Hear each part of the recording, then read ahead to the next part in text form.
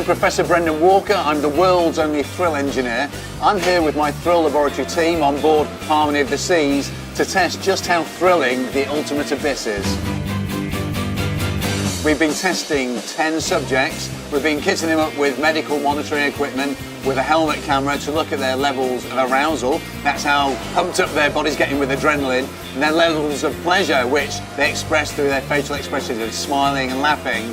And we're hoping to find that Ultimate Abyss creates these key points, these kind of like these eruptions in emotions. And so we collected all this data, and we're actually starting to analyse it right now. We're getting these little thrill signatures throughout the ride.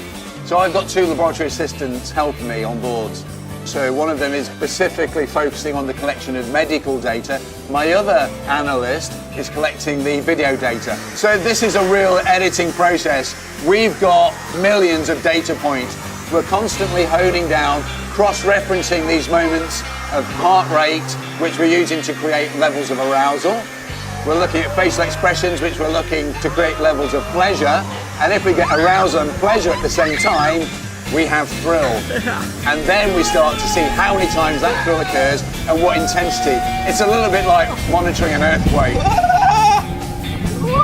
So in order to understand an experience like Ultimate Abyss, we need to benchmark it against other experiences, and we've got some great experiences on board Harmony of the Seas. We've got Flow Rider, which is a Royal Caribbean favourite amongst their guests. Requires quite a lot of upper body strength and skill and dexterity to do it, but you still got the same 5 stages, which ultimately end up with celebration and fist pumping in the air as people are applauding you.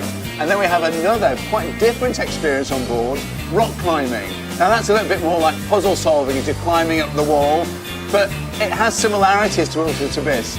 Ultimate Abyss starts off with a great leap into the unknown, whereas rock climbing finishes with a great leap back into the unknown.